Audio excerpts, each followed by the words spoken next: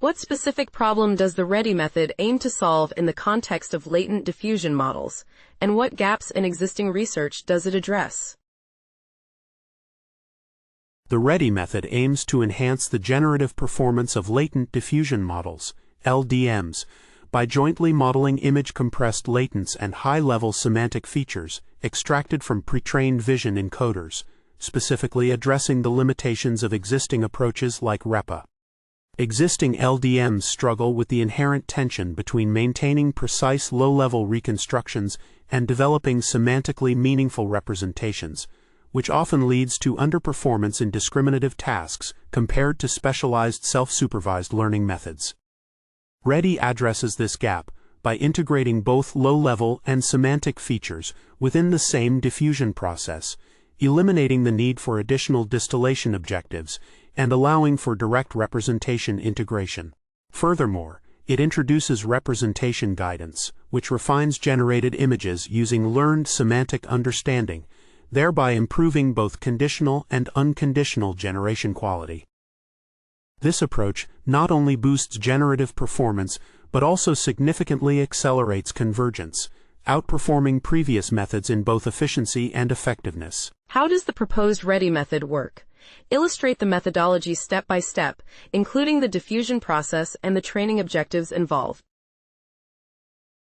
The proposed READY method works by jointly modeling image-compressed latents and high-level semantic representations within a diffusion process. First, it begins with a forward diffusion process that corrupts both the VAE latents, x_0, and the semantic features, z_0, by adding Gaussian noise over multiple steps, resulting in noisy inputs x_t and z_t.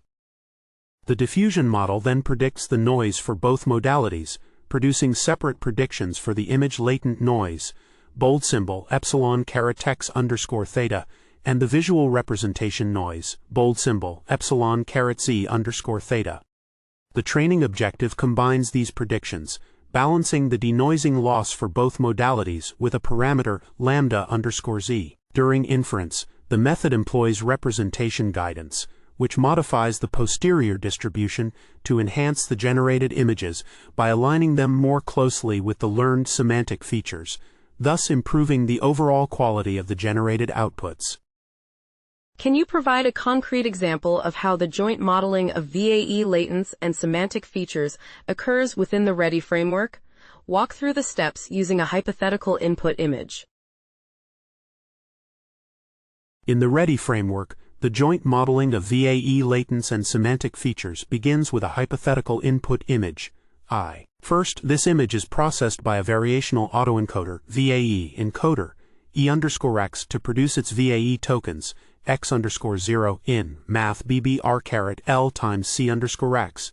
Simultaneously, a pre-trained vision encoder, E_z E G DINOV2, extracts semantic features, resulting in patchwise visual representation tokens, z_0 in math bbr L times C_z. During training, both x_0 and z_0 undergo a joint forward diffusion process where Gaussian noise is added to both representations, creating x_t and z_t. The diffusion model then predicts the noise for both x_t and z_t simultaneously, allowing it to learn the joint distribution of the low-level VAE latents and high-level semantic features, which are then denoised in the reverse process to generate high-quality images. What are the theoretical and practical benefits of using the READY method compared to existing approaches like REPA, particularly in terms of generative performance and convergence speed?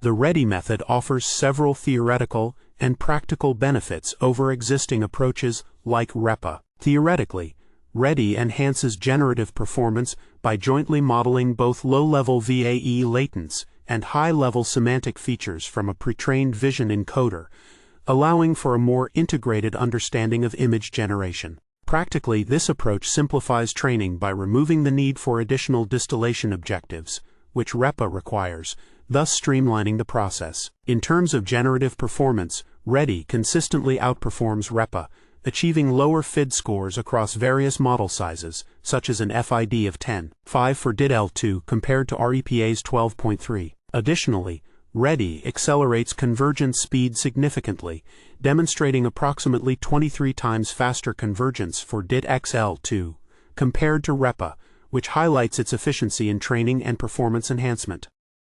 How was the REDI method validated, and what specific metrics were used to evaluate its performance? Discuss the experimental design and datasets employed in the testing process. The REDI method was validated through extensive experiments using various generative models, specifically DIT and SIT, trained on the ImageNet dataset at a resolution of 256 by 256. The performance of REDI was evaluated using several metrics, including Frechet inception distance, FID, SFID inception score, US precision and recall, with 50,000 samples processed for these assessments.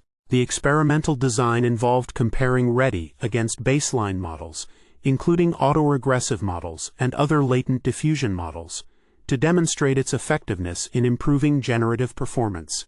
Notably, the results indicated that REDI significantly accelerated convergence, achieving an FID of 8.7 for DIT-XL2 after just 400,000 iterations, compared to the baseline's 7 million steps. Additionally, the impact of representation guidance was analyzed, showing further enhancements in generative quality, particularly in unconditional generation scenarios.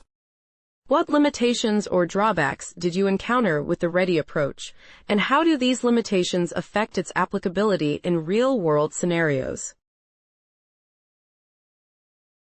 The REDI approach, while effective in enhancing generative performance, encounters limitations primarily related to computational efficiency and the dimensionality of visual representations. Specifically, the separate tokens integration strategy, although yielding slightly better results, significantly increases the computational demands by doubling the input sequence length, which could hinder its scalability in real-world applications. Additionally, the dimensionality imbalance between visual representations and image latents can degrade performance if not properly managed. Thus, applying principal component analysis, PCA, is necessary to reduce the dimensionality of visual representations, which adds complexity to the implementation. Furthermore, while REDI accelerates convergence, the reliance on high-quality semantic representations from pre-trained models like DINOV the 2nd of May limit its applicability in scenarios where such resources are not available. These factors collectively suggest that while REDI shows promise, its practical deployment may be constrained by resource requirements and dependency on external representation quality.